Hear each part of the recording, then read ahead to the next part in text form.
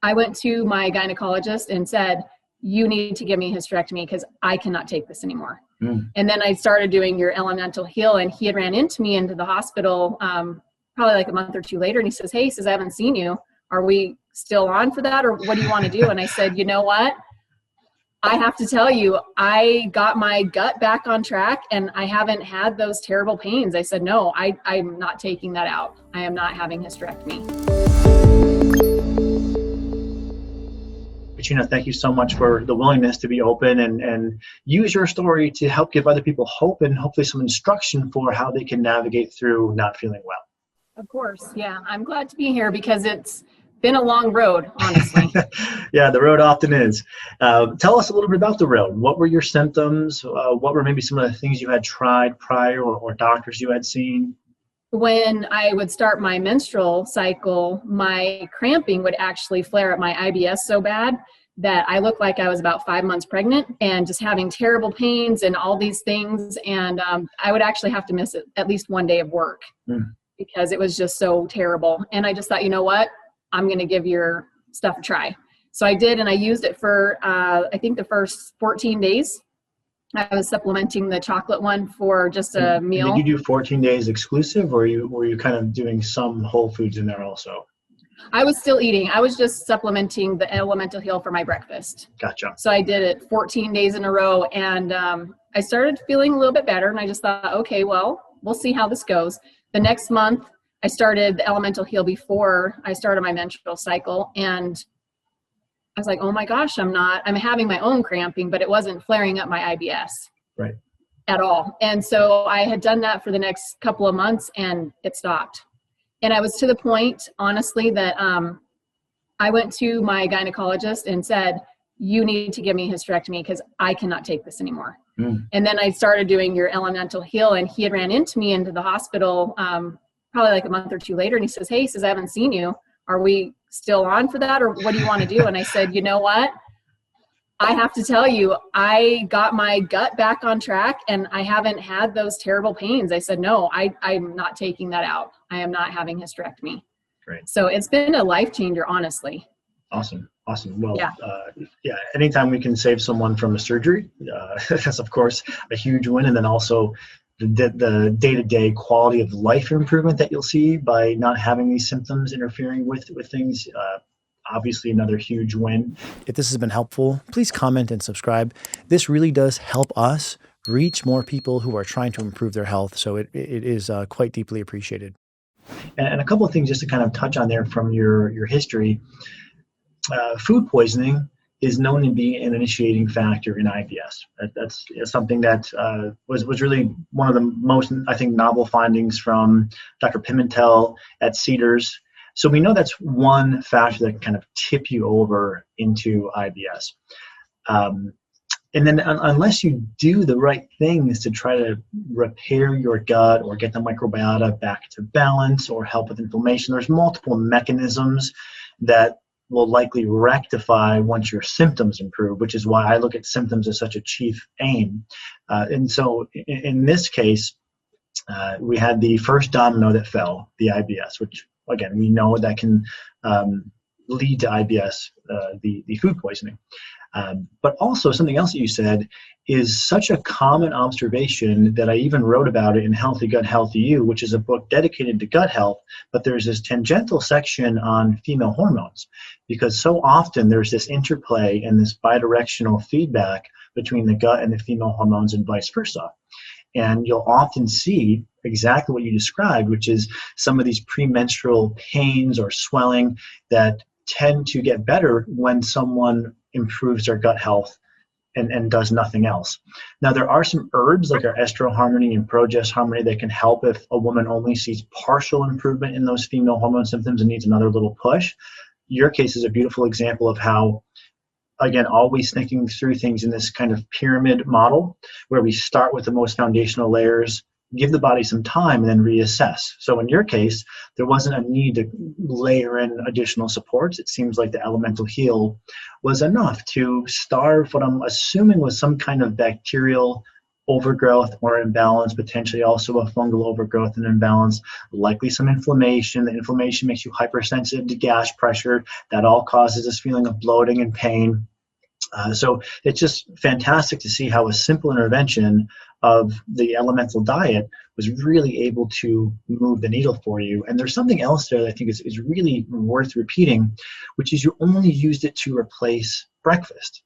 And this touches on another concept that I've tried to share with our audience repeatedly, which is we want to be evidence-based, look to the science, yes, but not be evidence-limited, meaning if the elemental diet, let's say for IBS, has been used in the application of 2 weeks of your only nutrition, meaning it's exclusively liquid, it doesn't mean that's the only way that we can use it. It just means that a group of researchers used it in this application. They documented improvements, but a clinician can modify and loosen up some of those boundaries so as to make it more doable outside of a research setting. So in your case, I'm assuming it would have been a much harder sell if we said 2 weeks, nothing but liquid nutrition. But if we said, hey, why don't you replace breakfast with a shake? Much more doable, and in your case that was enough to get you devoid of symptoms. And I'm really glad that you found that information regarding the elemental dieting, because I'm sure you would agree, much easier to get you over the hump to replacing breakfast than replacing all of your food. I totally agree. And honestly, I was at the point that I was going to have surgery. That's how terrible it was. I couldn't function.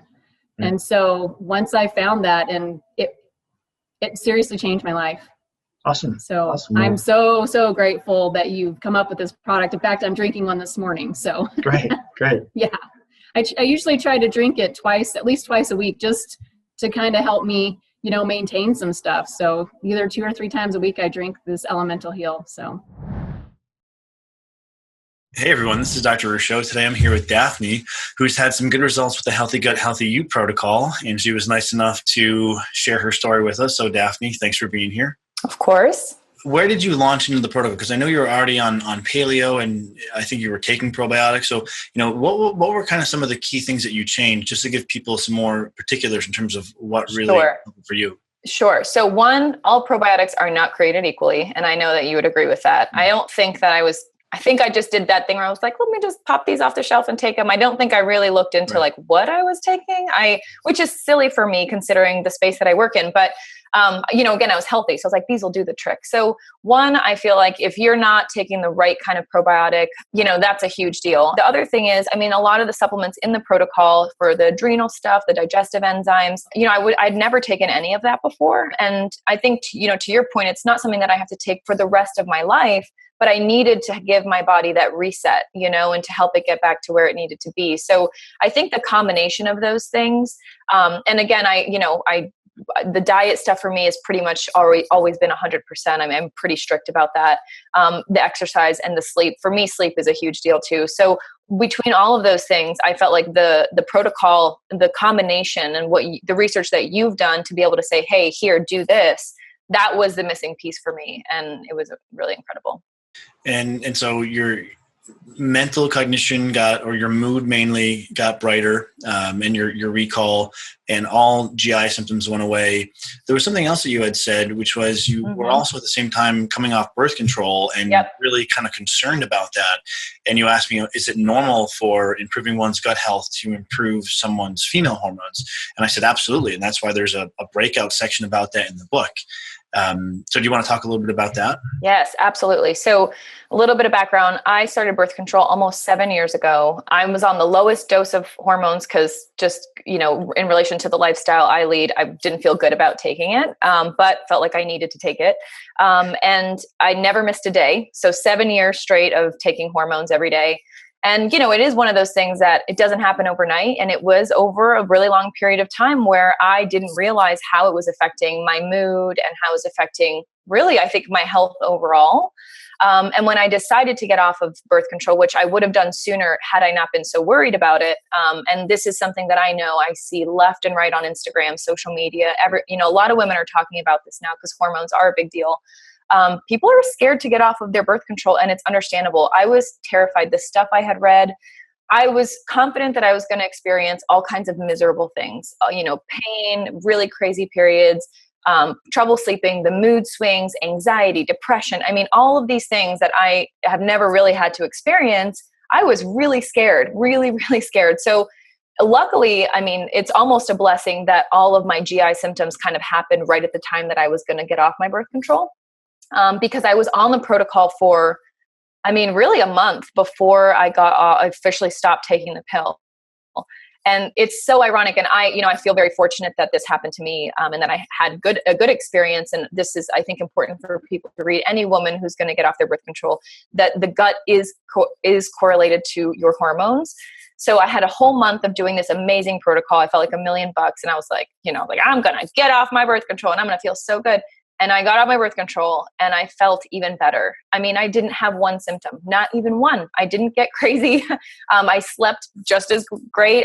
No symptoms. I mean, everything was so much better than before I got off of it. And I was like astounded. And I was talking to my mom about it, and I was like super nervous about it. And she was like, yeah, you're probably going to have this and you're probably going to feel that. My OBGYN, like, well, there's no really avoiding it. Like, you're going to just, this is what you're going to feel. And I'm $1 million. Like, I feel like $1 million. And I'm like, yes, this is awesome. So, I mean, I can't emphasize enough to any woman, whether it's been a year or 10 years. I mean, I have girlfriends that have been on it for 10 plus years who won't get off because of that reason. They're scared. This, you have to take care of your gut first. And it's just such a blessing the way that it all worked out for me. Yeah. And, we're developing some educational materials right now to talk about this more, because, it does appear that this is underserved in kind of like the female health community. And I have this conversation at least a few times a week with women, essentially saying, you have gut symptoms, you have female hormone symptoms, those tend to occur together. Excuse me. And the good news is that when we support those, they tend to respond really well together.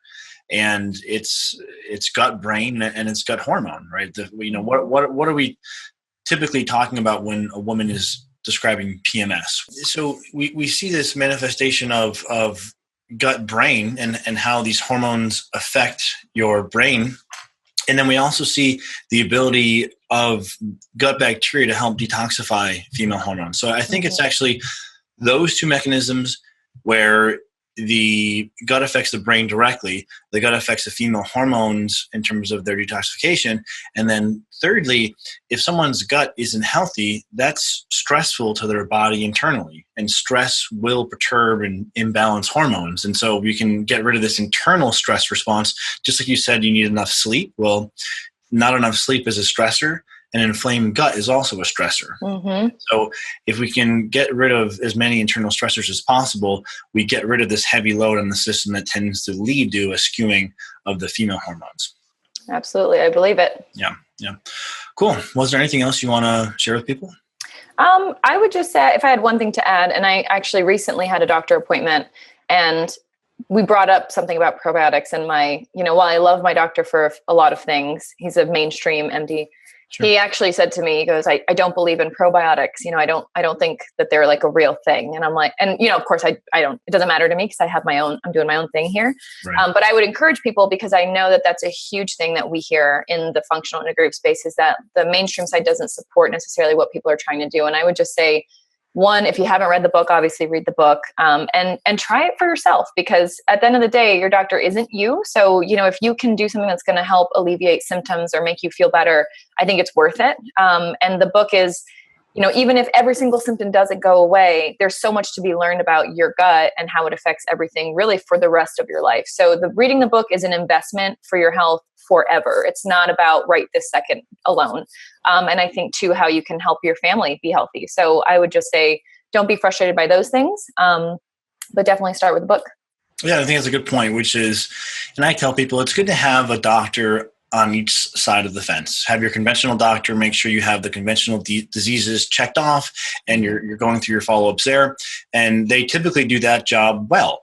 And then on the other side of the fence, you want an integrative doctor who's familiar with things like probiotics and what the research says and how to use those.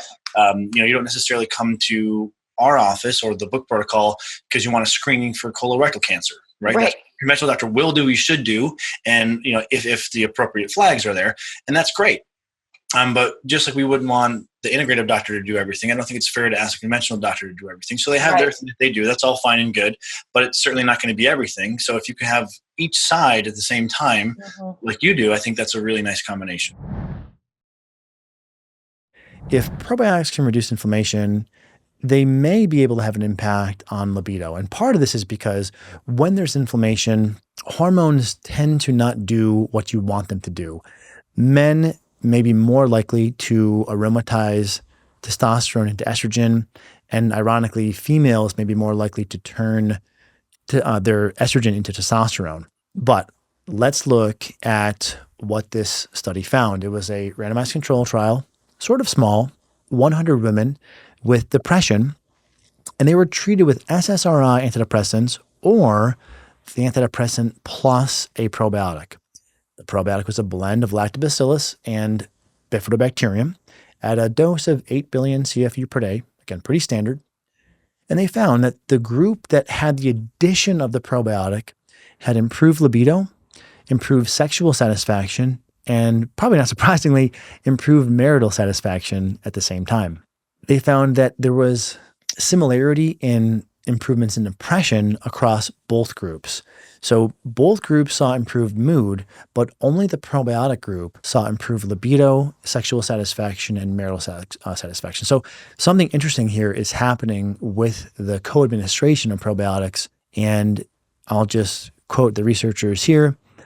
The results of this study show that taking probiotics for 8 weeks may improve the severity of depression disorder, sexual function, and sexual satisfaction in depressed women treated with SSRIs. So pretty compelling conclusion, and certainly something to consider. And I think important just to mention, because occasionally people will wonder, well, are probiotics contraindicated with SSRIs?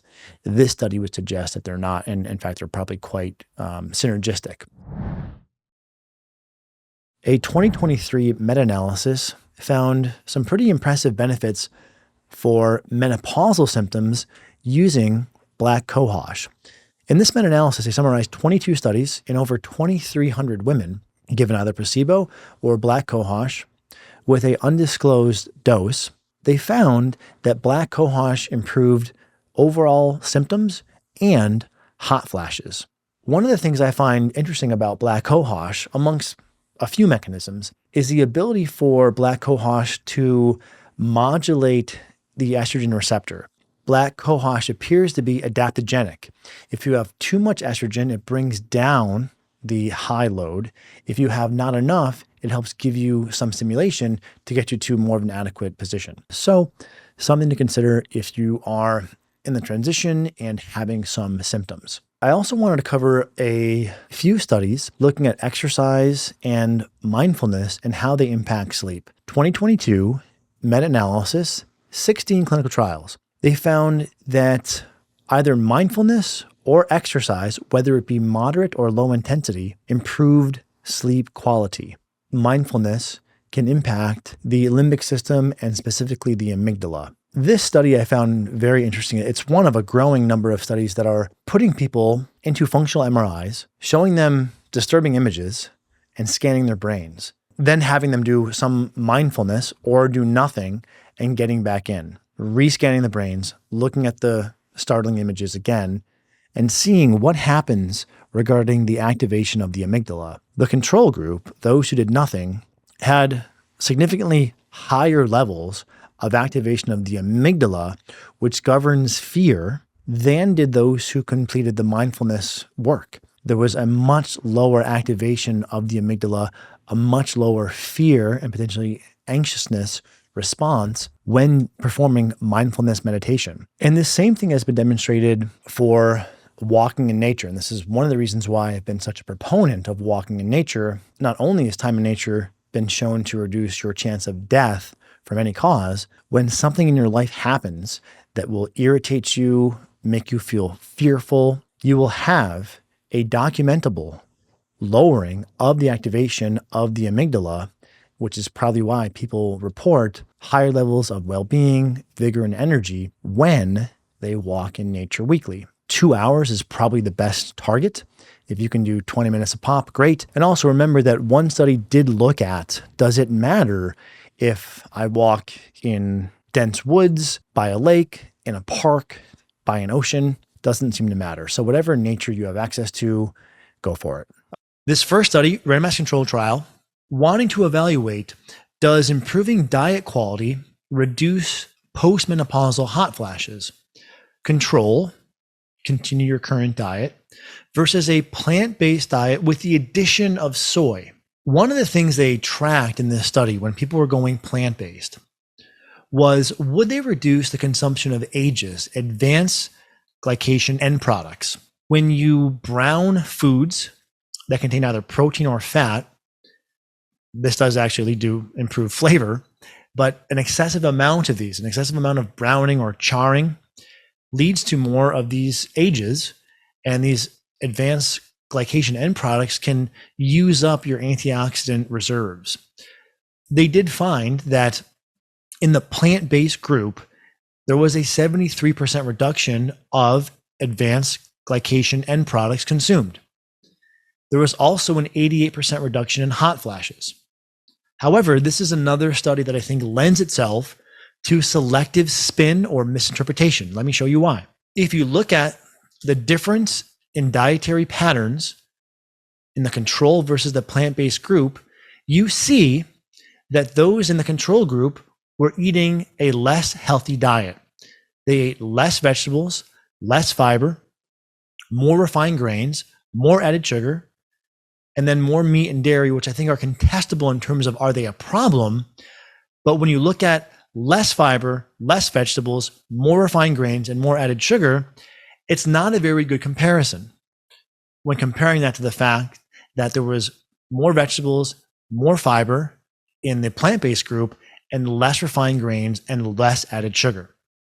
Additionally, the fact that they were consuming soy, and soy is a phytoestrogen, meaning it will modulate the estrogen receptor, or at least stimulate it and selectively modulate how it's triggered to be effective for remedying hot flashes. It's hard to say, are these symptomatic improvements of reduction of hot flashes from the diet or from the soy?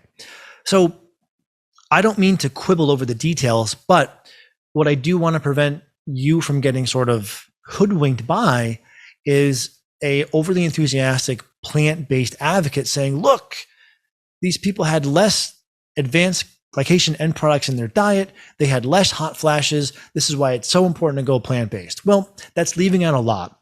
It's not controlling for food quality, and it's not accounting for the fact that soy by itself has been shown to reduce hot flashes.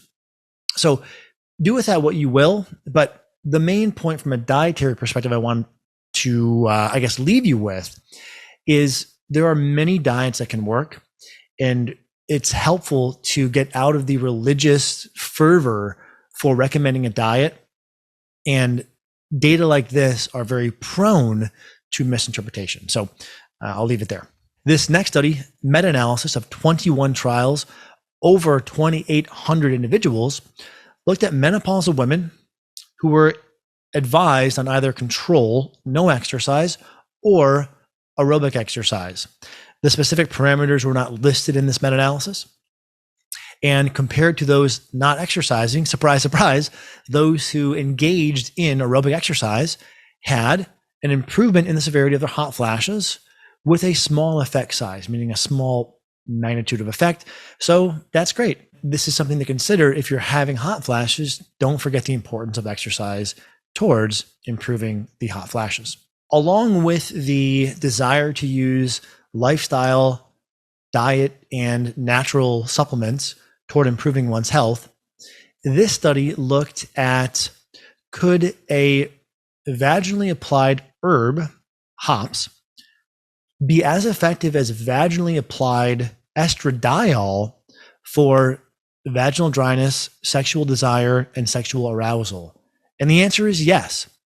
Quoting, the results of the present study showed that the administration of vaginal hops was as effective as vaginal estradiol in treating postmenopausal women seeking relief from sexual dysfunction. Doesn't mean that you have to pick one over the other or one is better than the other, but as hopefully you probably have become accustomed to, I want to continually showcase for you how powerful diet, lifestyle, and natural supplements can be toward improving your health. And rightfully so, some women may be apprehensive about the use of hormones. And so, again, reminder that there is a growing body of evidence demonstrating benefit from plant compounds, from supplements, and the like. And the final study here wanted to examine a very salient question for women. What is the best form of exercise for improving bone health? In our consulting practice, this is something that I kind of have to probe people on periodically, which is, it's great that you're walking. It's great that maybe you're doing something like Pilates, jogging, cycling. But if we're trying to maintain healthy bone health, we need to have some type of resistance against the bone. And this trial confirms that. They looked at high intensity resistance training with some impact or low intensity Pilates. And they found that the high intensity exercise group was the group that had the greatest improvement in bone density. So it's important to bear this in mind. And one of the mechanisms through which this occurs is when you stress bone, you have more of this compound, osteocalcin, released, which has cognitive benefits. And we've discussed this in some of the research regarding exercise for brain health, but it also directly impacts bone and stimulates the deposition of minerals into bone and the formation of new or denser bone. So keep in mind that if you are exercising, yes, that's great, but you need to do something that's more high intensity and with some stress on the bone in order to preserve and maintain healthy bone. All right, guys. Well, again, please comment and please share this. I'll be curious to hear what you think. And as the usual, I hope this helps you improve your health.